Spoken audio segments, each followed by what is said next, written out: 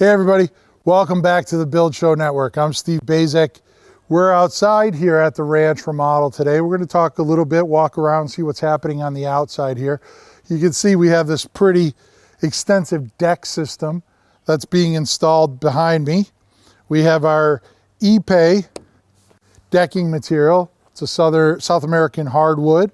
We have deck boxes made out of the same Ipe there, you can see, made up. Now, these deck boxes run the length of the deck, and what they really are is they're a future herb garden for the client. So she's going to use these to grow various herbs and stuff for her cooking. They're both great cooks, and this will give them that opportunity. It'll have a nice aroma here just outside the kitchen. That green will offer a nice kind of vegetative soft look to all the hard edges of the deck. And the other thing to notice is we have those rails coming out, that these rails are going to come up, and you can see here structural posts are in place and they're already pre-drilled. We have a Feeney cable wire system going through here, and notice that this is up above. Well, this has already been pre-planned so that once we put the deck top on, these last two Feeney cables, they're going to be completed and they're going to go around the deck box as we have posts that get integrated into the deck box system. Now, each of these structural posts here will have a sleeve that slides over the top, and then you notice we have some space here. Well, we have some 1-bys that run here under a beautiful rail, and then we're going to have some undermount lighting here, which will be down lighting to kind of accentuate the cables for a nighttime view. We have a Versatex wrap on the outside of the deck framing here. We completed it. I actually called for all the columns. It gives a nice finished look rather than just having that treated 6x6 look down there. Gives us that nice finished look down the deck. You can see we have these all stamped out, covered up. You can see here's our wire for our lighting that we're going to be plugging in. The gentleman just poured these pier foundations. Our stair system is going to come down. We're going to have a slab and then have a nice piece of granite here that takes us out to the landscape plan. You can see here, you get a nice view of that Ipe deck. You know, one of the things that we chose to do that was intentional, you can see here, we have this margin board that runs the length down this side of the decking system. Well, that was intentional. The reason for it is that we get full length boards on this side and we get full length boards on that side with minimal waste, but more importantly, we have no intermediate joints. Every one of these deck boards is a full length piece, and every one of those deck boards is a full length piece. So, you know, that proper planning, minimize some waste, enhance the aesthetics, but also enhance the durability so we don't have any of those joints kind of wanting to whip up later in life, that we just have singular boards in there. Let's go around here. We have a mock-up of that cable system that I talked about earlier. Notice we also have this deck box, the smaller one here. As I go through here, I remember the inside of the deck box here, we're going to line it with Curdy board. Curdy board's typically like a tile backer board, but we want to make sure that whatever we put that soil in, it doesn't have any chemicals or anything in it that can leach out into the herbs and the stuff that we're gardening there. So we went with the Curdy board. It's a waterproof board. We're going to have a couple drains in each of these boxes that simply just leach out the water out the bottom should it rain and the ground gets saturated. There's a place for that water to go. But again, we want to make sure that you're just not putting that garden up against treated lumber or treated plywood, that there's some inert material that we're putting that soil against. So over here, you'll notice we have a couple posts relatively close together. We have another pair here. These actually have the Ipe wrap on them. These are all glued up. We'll get that all cleaned up here when we're finished, but you can see we initially have that cable, did a little mock-up here, and I don't know if you can see up here, but on the underside here, you can see my fingers disappear a little. Well, there's that recess. So we have that electrical wire coming up. We're going to have a little LED strip light that runs in these recesses around the deck, and that's going to provide a nice downlight. It's going to sprinkle some nice light across these cables so that when the clients are throwing those kind of dusk evening parties out here, we get that nice soft light sparkling off these beautiful cables, accentuating them, and voila, there you go. That's how we put the deck together. Now, the space here, the reason for these two close is from here to in between that post is we have a custom grilling station. So we're going to jump up on the deck. It's right around the corner from me. We could talk about that, and we could take a look at exactly what that grilling station's all about. Hey, before we get up there and we talk about that grill, I do want to show you one other thing. Just follow me on over here. So we have that big public deck here.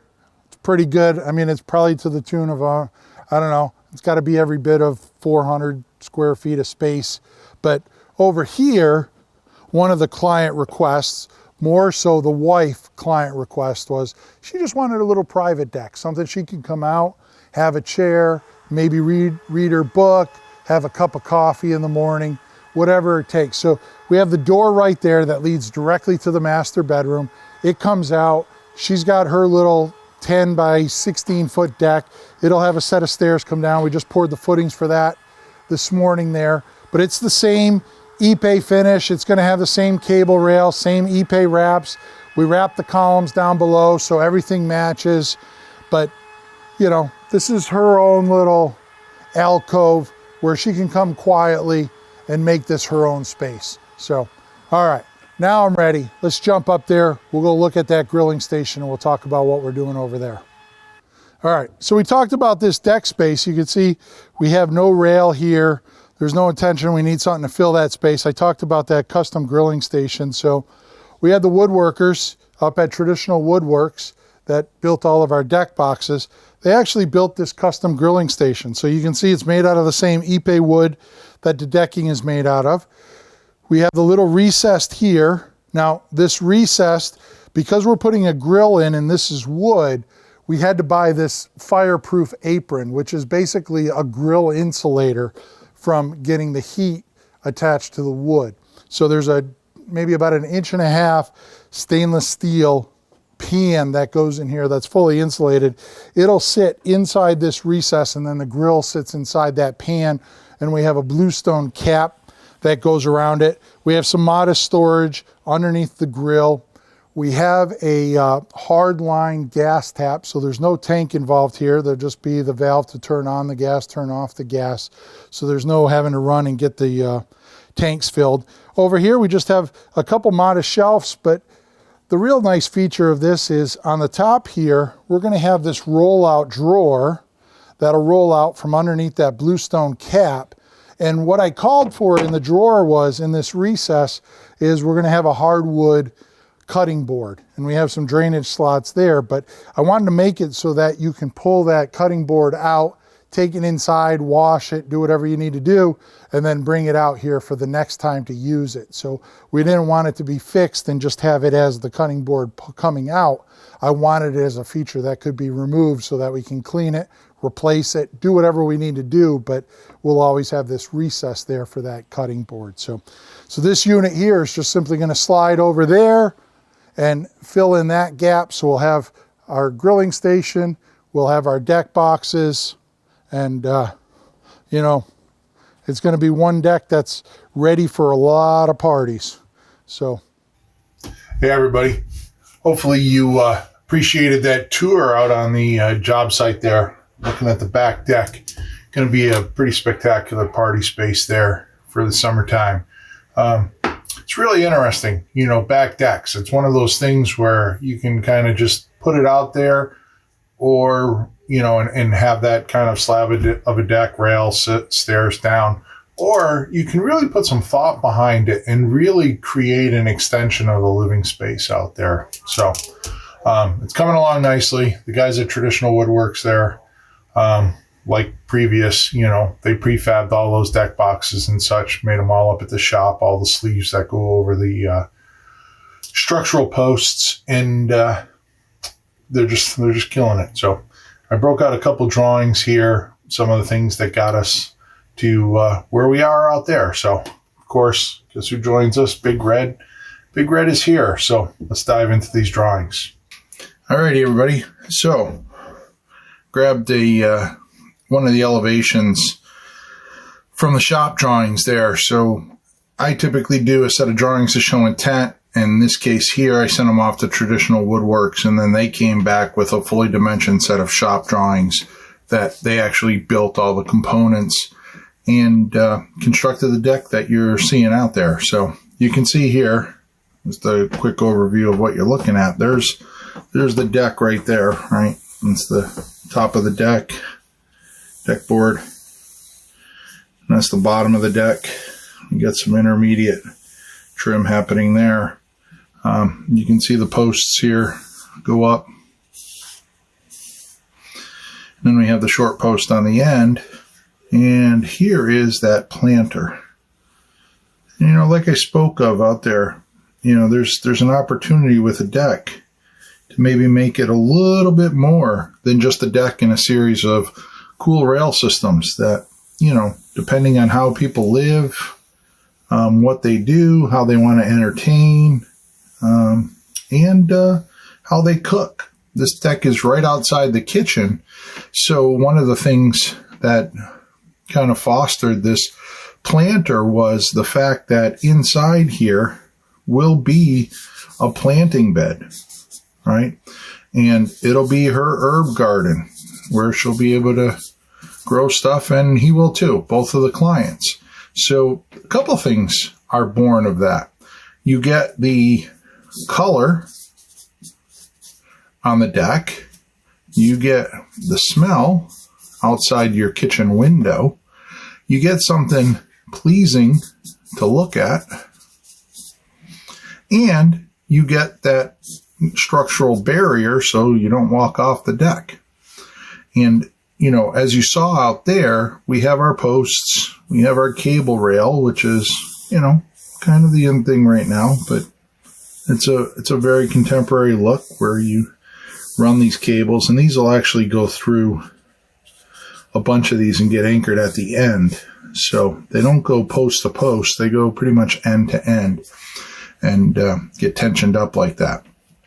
But at the deck box, we do have that top there, and the call was to run a couple of those cables to the post here so that we continue basically the cables that are up high through there, and then they will of course run along the planter as you saw there to keep that enclosure. Now from a code perspective, were they needed? Probably not. We're pretty darn close to the 30 inches here, as well as, you know, we're in probably about 3 feet from the edge of that deck box, or 34 3/4. You can see it there, but about 36 from the edge of the deck. So there's an argument that as long as there isn't a walkway within 3 feet of something that exceeds that 30 inches, you know, you can use that as a guardrail. So meaning that if somebody fell, they'd fall into the planter, they wouldn't fall off the deck. A couple other things to point out there. You notice that the boards out there, they're actually, the posts go all the way up to the top, and then the boards come into that, and then we have a cap. So what you're seeing is you basically have that post. It has a cap on it, right? And then you have these boards that come in like that. And the middle one is recessed, and it's recessed a good probably inch. And the reason for that is we're going to run a strip of LED tape down through that recessed. So underneath all of these upper rails here, there, everywhere where we have rail, you're going to have this downlight effect of that LED. So not only do we get that pleasant, aesthetically pleasing deck rail system during the day, But it also helps create that kind of nice, relaxing atmosphere at night, that we have these LED lights, put them on a dimmer switch so we can kind of create the mood outside, where if you're going out there and sipping on a glass of wine, then we turn these down so it's a very modest light. But if you're having a party of 50 people out there, you can crank those up to high and get some additional light out there. And as you saw out there, there was that wire hanging down here. Well, that wire is just going to get snaked up through the sleeve here, and then we'll make that connection into that LED tape. And this will run down through that rail system and provide that downlight. We talked about the deck box here. I didn't show you the inside, but we're basically going to make that out of Ouija board. We're going to create that deck box just like you'd create your shower pan in your house. And then we'll backfill it with dirt. Of course, we'll have a couple drains periodically where when it rains, if that thing gets filled up, the water will migrate down into there and just basically drain out, drip out to the bottom, down to the ground below. So we don't carry that much weight. But you also don't need this filled all the way up for that whole 22 inches. So we only need about 12 inches or 10 inches or so to create that herb garden. But and the other nice thing is we have that good 6-inch ledge there. So it becomes a nice temporary seat too for that quick, let me drop down, have a quick conversation, and then be on my way. So that's kind of that cable rail system with our cap rail with our planter all integrated. Another thing I wanted to show you was, I printed this out. This is a shot of a SketchUp model that I did over at the grilling area. Remember we talked about that here's where we would actually have that grill. It's going to sit up inside here like that. And we'll have, you'll have your knobs. But in an effort to make sure that it looks as good as I think it does, build a quick 3D model here, and then I can ship this off along with some drawings of intent out to the cabinet maker so that they understand what's going on out there. And you can see, basically, it's that Ipe cabinet. We have a blue stone cap here, so we have a nice hard stone cap that is easily cleaned, highly durable. And the silver thing you're seeing here is, because this is sitting in a wood cabinet, the grill actually, we had to buy this insulating frame so that it separates the grill from the wood cabinet. So we had to make that provision for this insulating apron here, if you will, and have that placed in. And we had the homeowners, they actually went out, which I think is always a great idea, but they actually went out, purchased the grill, purchased the apron, and we shipped it up to the cabinet maker. So they had the actual device there, so they knew everything about it, were able to fit it, and make sure that, if you're taking the time to build a cabinet like this and you really want it to look nice and it's going to be the highlight of the deck, you want to make sure that it's right. So you want to make sure that you're getting the proper information to the people so that they can make the proper information or proper decisions on what we're making. And you can see here in the cabinet, we talked a little bit about it out there. We have a couple doors here, and they're hinged off to the side. Right, so these will swing open, and you'll have some limited storage underneath there. I mean, it's outside. You're not going to be storing a whole lot out there. We have a couple open shelves. I opted for the open shelves only because chances are you're going to use these when you're having a party, and you can stack in, a few platters or plates or whatever it is that you need for that party. So you bring them out temporarily and you have a nice place to house that stuff. And then, of course, my favorite is, having that cutting board come out. So you get that extra shelf extension here. And then we have that cutting board that's routed inside there. So as you're grilling, you have that cutting station, and you have the ability to then just pop out that cutting board out of that routed section, bring it inside, clean it all up. You can hose this all down because, again, you're not storing anything out here. Clean up that cutting board and either bring it out or just leave it in the house and bring it out next time you need it. But there's a whole lot of planning. One of my favorite lines about design in general is nothing happens by accident. So if you want something to look really nice and you see a picture on Pinterest or Houzz and you say, oh my goodness, does that look really nice? Well, chances are, somebody took a long time thinking about that and planning and figuring out exactly how to make it look that nice. But anyways, that is the drawings. So that's all we got for this week. Until next time. Alrighty. So hopefully you enjoyed that. We're going to put Big Red to sleep for a little while, and we're going to go out, do some new things, and create some more topics for some videos here in the future. If you haven't checked out some of those past videos, feel free. Go back out there and check them out.